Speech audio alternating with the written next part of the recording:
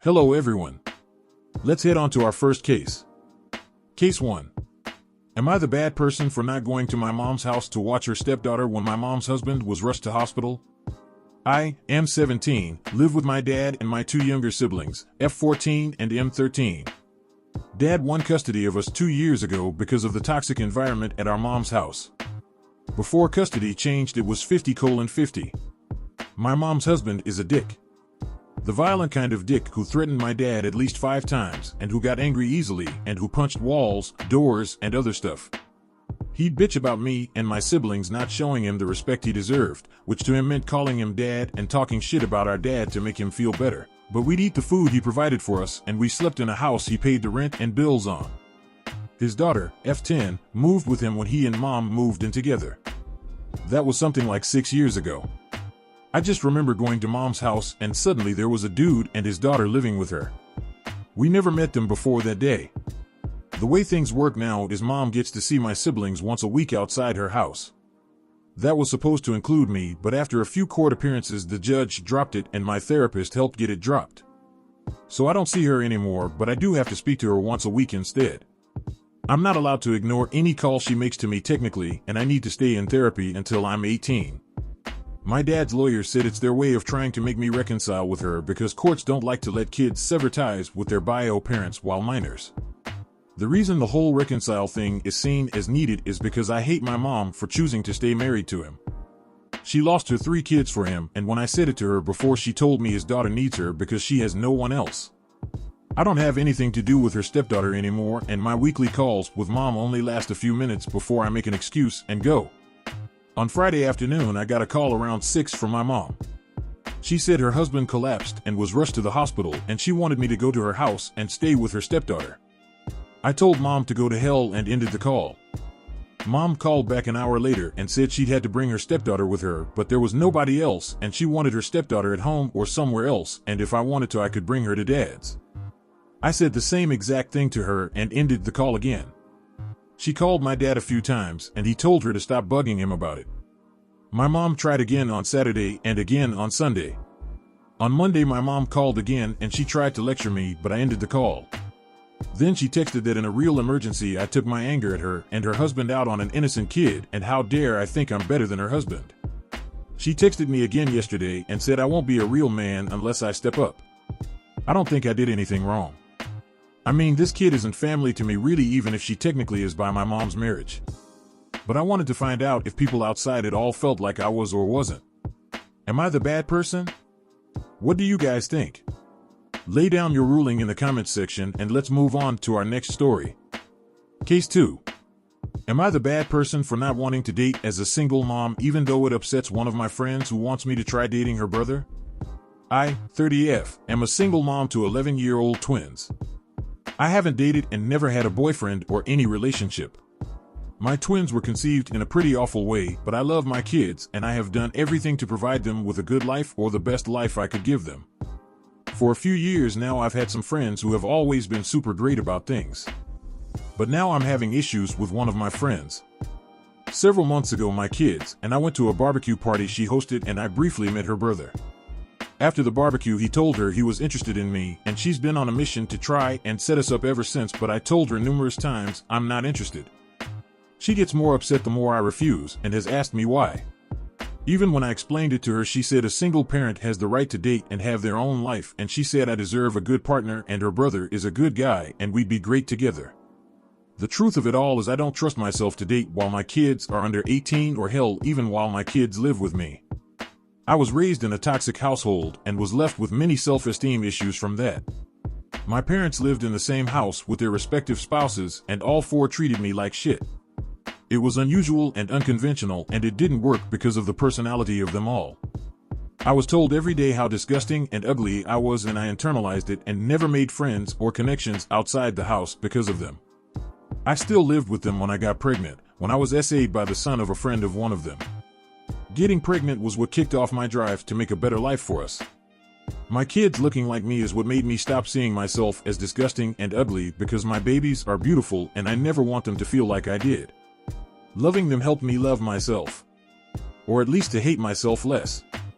I have worked at that so hard for them. Our lives weren't always easy, but I have fought for my kids and worked my ass off to give them better. There were times a partner would have made our situation easier financially, and my kids may have benefited from a stepdad. But I don't have the best instincts when it comes to people. I know that. And I know that not all step-parents are good. Not all are bad either. But I know I could get us in a mess so fast by trusting the wrong person or entering the wrong relationship. I would never judge another single parent for dating, but I don't want to risk my kids because of my issues. I don't want to lose a friend over this, and it's not about saying her brother's a bad guy or that I don't trust/believe her. But even good people can have a bad relationship. I also don't want to sound judgy towards single parents who date. I think my friend sees it as all that because it's her brother and he already has an interest in me. Am I the bad person? What do you guys think of this one? Let us know in the comments section, and let's move on to our next story. Case 3. Am I the bad person for refusing to close our marriage for the sake of our children? With update. I, 27M, would say I'm a bit of an awkward guy. I think my outward appearance can be deceiving on that front. I do well in situations where there are well-established rules, like in work and business-related interactions. When it comes to romance, I feel like I fall a little flat. I talk too long about things someone might not care about on first meeting, I ask too many questions, etc. My wife, 28F, has been interested in opening up our relationship for a while. I was never against the idea, but she continually said she wanted me to try looking as well. I was happy just letting her have her own fun, but she said she only wanted to open things up if I was going out and meeting people, too. And I did. Meet someone, that is. He, 31M, is so everything. He's witty and so smart. He's got this biting sense of humor that I'm genuinely obsessed with. He's quiet and deliberate with his actions, and I'm just really overjoyed with the fact that I finally feel understood by someone. He seems to actually enjoy sex with me, sex in new, inventive ways that I didn't even consider a possibility 6 months ago, but more than that, he seems to actually enjoy being with me. Getting to know me as a person. My wife was having fun. I've gotten a lot of fulfillment out of this and gained a lot of confidence. That's why it was such a shock to me when she came to me and said she wanted to close our marriage again. She said this was a temporary arrangement and she wanted to get serious about having children soon. Every time I think about agreeing to that, it feels like I'm losing something really important.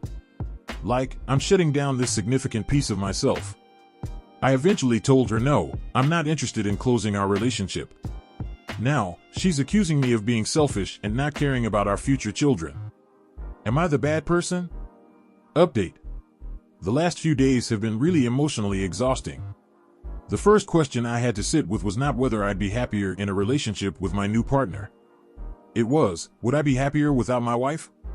I never wanted to go into this conversation with him feeling like this was a one or the other situation. Talking to him without a decision made would feel disingenuous.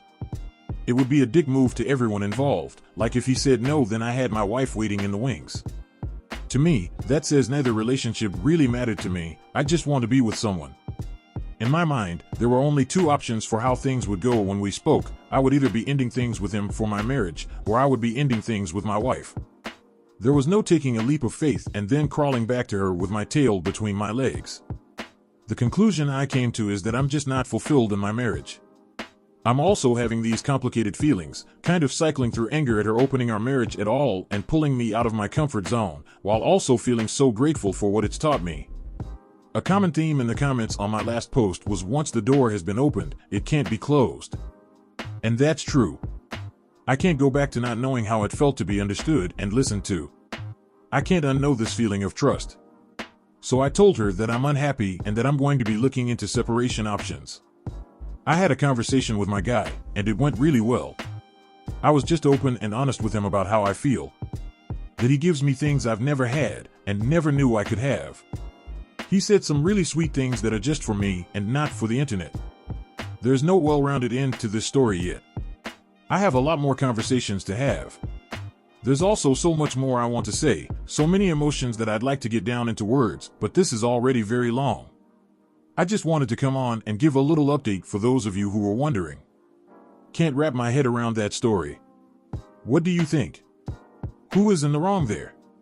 Let us know down in the comments section and let's move on to our last case. Case 4. Am I the bad person for leaving my date at the bar after she insulted my kids? I am a 26M. About a month ago, I met a girl, Hope, 25F, at this gaming group I attend. We're just in the talking stage now, but I like her a lot. Something to know about me is that I am divorced. I have 2 daughters, 5F and 3F, and split custody with my ex. I have the kids every other weekend and on Wednesdays/Thursdays. I guess Hope didn't know I had kids, thought she 100% knew I was divorced. She and me were going to pub trivia last Sunday, and I'd just dropped the girls off at my ex place. I said something about it while we were ordering drinks, and Hope acted offended. She said she didn't want kids, fine, and never wanted to see or hear about mine. That's okay with me, not everybody likes kids. But then she started getting very vulgar and calling them crotch gobbling and S**X fruit and stuff like that. I nicely told her to stop or I'd leave, but she just kept going. I told her I was ready to go, and I canceled my drink and went home. We haven't talked since and it'd been almost a week. Am I the bad person for leaving Hope at the pub when she called my kids crotch gobbling and SX fruits? You've sat down, you've listened.